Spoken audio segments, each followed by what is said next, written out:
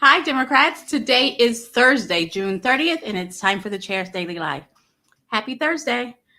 Okay, so I'm going to start out today talking about celebratory things. So today is the day that we can start calling her Justice Ketanji Brown Jackson. She was confirmed earlier today to the Supreme Court, so she's no longer Judge Ketanji Brown Jackson. She is Justice. So congratulations, and thank you to President Biden. Promises made, promises kept.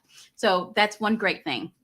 The second thing, I'm just going to take a little personal privilege and acknowledge Toby Jenkins, who was the executive director for the Equality Center for many years. Today is his last day in that capacity. I've worked with Toby for years on different initiatives, and he's been gracious in letting the party host events at the Equality Center. And for that, I just want to thank Toby Jenkins for his service at the Equality Center and wish him a happy retirement.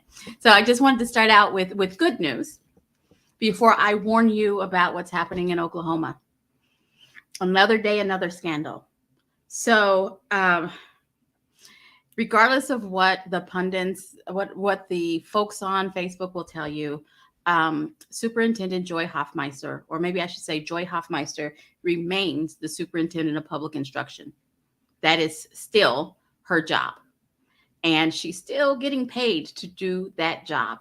And so in that capacity, she has asked for an investigation.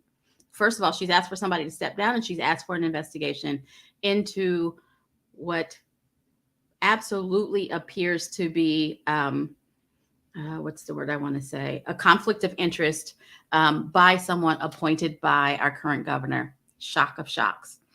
So cronyism and corruption, you know, that is his brand. That is his brand. So someone he appointed to the CLO board, which is I can't remember what the C stands for, but it's land operations. And it's the folks who negotiate the contracts for schools, the land that schools are on and stuff like that. He negotiated for a company that he has financial stake in to manage the funds and investments of this office. So just on its face, obviously, it sounds like a conflict of interest. And a person in the office who was responding to audit questions asked a simple question, and it turned into a big, huge thing, and they got fired. Fired for asking a question. Rather than just saying, no, kid, and here's an explanation, blah, blah, blah, he fired this person.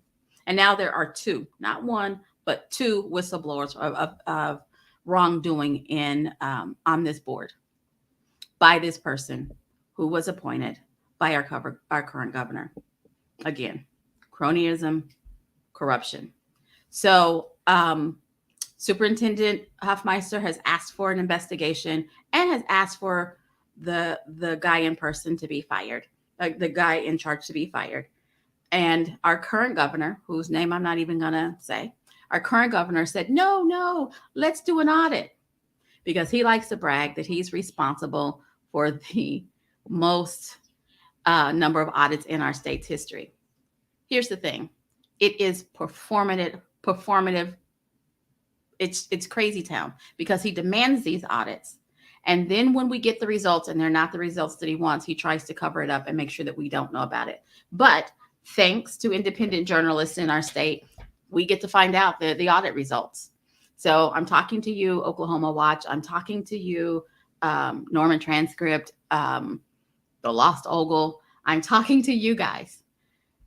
There's going to be an audit, because he's demanding an audit, and it's going to be found that there's wrongdoing on the part of the person that the governor appointed.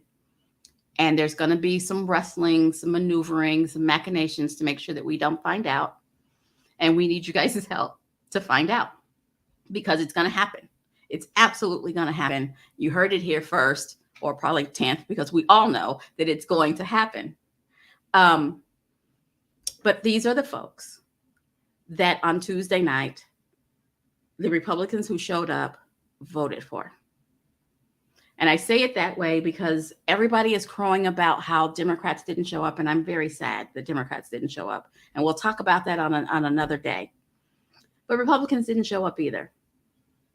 Guys, We are allowing 25% of our population to decide everything. 25%. We've got to get out there. So I'm just going to keep making sure you have a reason to show up. Today's reason is to remind you that our governor, our current governor who is on the ballot for reelection, appoints his friends and then doesn't hold them accountable to the job that he hires them for. He appoints his friends, they enrich themselves on the backs of our tax dollars. They enrich themselves, and then when someone catches them, the reports get hidden. We got to show up and get rid of these folks. Got to show up and get rid of these folks. We cannot say that that's okay. But re-electing the current governor is saying that we're okay with him figuring out ways to make his friends rich. That's what we're saying by re-electing him. Guys, we got to show up. We have our Democratic nominee now. For those of you who aren't sure, because she hasn't been Democrat long enough for you. For those of you who, don't know enough, I encourage you, follow her on Facebook, follow her on Twitter, and go out and look at her website. She is doing a tour. She's showing up all over the state, and she's actually talking to people. She's not showing up on a stage and disappearing. She's actually taking the time to talk to people so that people can get to know her platform. I strongly encourage you to get to know her platform and make sure she knows what's important to you. This is our choice. It's Superintendent Hoffmeister, or it's the current corrupt guy.